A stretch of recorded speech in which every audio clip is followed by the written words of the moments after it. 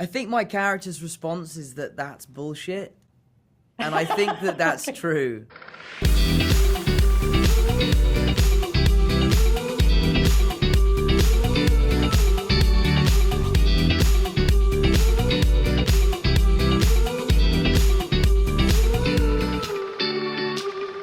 Tom, what a pleasure. Thanks for your time. It's so good to see you. Tara, always good to see you. How are you? I'm doing great. Congratulations on this. I want to start with a line from the series, and I don't want to say what part in the series it is said, but in the recent interview you did where you talked about the toll this role had taken on you, Amanda says to your character, they say pain makes art better. Right. And I'm wondering if you agree with that. I think my character's response is that that's bullshit. And I think that that's true. I think for me, when I take on characters like this, it's really important to not get lost in the kind of reality of the character. You know, at the end of the day, we're trying to make it incredibly authentic, but I'm also aware that I'm an actor and I'm pretending and I'm not saving lives. You know, it's not the end all be all. So I do try and keep my personal emotions very separate from my professional emotions. Right. So in answer to your question, I don't think pain makes art better. But then again, in music, everyone breaks up and they come out with a great album, and I guess that's through pain, and who knows? I don't know. Well, you know what? You led into one of my questions. There's a Beatles song that has a part in this. And for you, what is that song for you that either helps you get through the day, helps you cope, just, you know, influences you in a great way? I mean, firstly, let me start by saying that what an honor it is. Hey Jude has never been played to something other than the Beatles' ownership ever in the history of their work. So to have Hey Jude as kind of our motif throughout the show is a huge thing for us. It's a beautiful song. I think it represents the show in a wonderful way. And I don't know which Apple executive managed to make that deal, but well done to you. Well, there's another one, too, I won't mention, that's also in there. But what's that song for you? A song for me that makes me happy? Yeah, helps you cope. It's Sunny by Bobby Hebb. Is that his name? Hold on, Are you going to Google it now? I got it here. I was literally listening to it on the way over here. Yeah, by Bobby Hebb, this one. Okay. Sunny. Perfect. There you go. That is my favorite song in the world. I love it. I want to talk about art again. The drawings, they're beautiful. Mm-hmm. Who actually did those drawings? That's a really great question and an incredibly frustrating point for me because I don't know where the mistake was made, but the artist they hired to do the drawings was left-handed, meaning that she determined that my character was now left-handed for the entire show, and I am so right-handed, it's a joke. Like, if you watch me try and throw a ball with my left hand, it is so embarrassing. So it took a long time for me to get used to. We had I can't talk about that, that's a bit of a spoiler, but I loved what she did. I think she did a great job of bringing that art to life. It's a really wonderful way to have our character express himself without words or emotions. So it was a really, really cool thing to add in.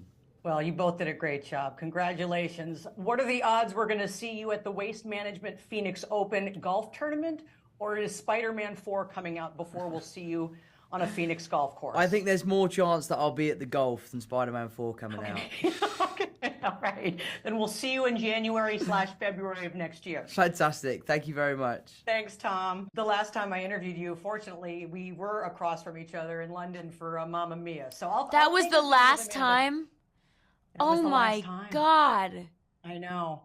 In 2018? It's been a couple years. Jesus. Yeah. Well, all right. I want to get to this. I know we can't give too much away. Tom has talked about how hard the toll that this took emotionally on him and how hard it was to shake this character. And the idea of shaking a character. Was Raya an easy character for you to shake or a tough one for you to shake? Easy. Totally easy. I had come from a tough one to shake. And so it was a very deliberate choice to play somebody like Raya, somebody who's compassionate and professional and a mother and, like, you know, trying to juggle a real life issue, like day-to-day issues, like juggling, you know, family and your career and wanting the best for both. and it was, you know, I related to her a lot, and I just also really loved Raya, so I didn't. It wasn't hard to shake. I mean, she was so me. I mean, she was, you know, we built this character based on Akiva's mother. So I wasn't really imitating anybody. I was just feeling like I was honoring somebody. This may be a silly question. What I loved about her character is we don't really know how much she knows. Yeah. You're kind of uncovering things with her, but there are times where you're like, oh, she already knew this, and that's just her way of leading into it. Does it get confusing for you? Oh, yes. Okay. It was. I needed minute by minute reminders sometimes. When Tom and I were in that interrogation room, we did shoot it in sequence, but I wanted to make sure I didn't give too much away, but that I gave just enough. Right. And I didn't know exactly when I was able to let the audience know that I was a little bit ahead of them, or if the audience needed to feel like they're figuring it out with me, or if it's better for them to have a little bit of separation from me, and that, like, oh, she knows something, how do I get that? Oh, she's gonna ask the right questions, and it's just like, is she a leader or is she one of us? And it's like I was, you know, bouncing back and forth, which was interesting, but I needed a lot of help from the directors and Akiva to make sure that I stayed on track.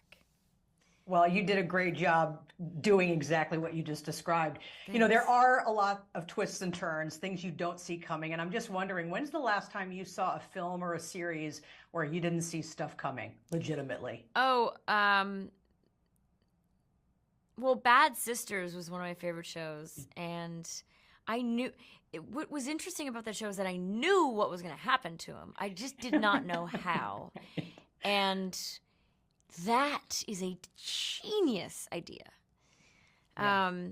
I loved it so much. That was something. And of course, Succession. I am, you know, I caught up to the craze recently, and I honestly was bummed because I had read a headline that said bloodbath, but they meant figurative bloodbath. And so when nobody died, I was like, hang on a second. And I had to like rewind it and think just to see if I'd missed anything. But I just think it's funny, you know, television in general is just like sometimes we expect too much because we read too many headlines. And I think which is great about this show is that there aren't going to be too many. Like the headlines are going to be like, you got to pay attention, or hopefully, you know, check, you know, don't miss TV, that kind of stuff, because it's nobody is as they seem, and few people are what you think they are, and it's just, it's a hard one to talk about, but it's also like you get exactly, I think, what you're looking for in the end.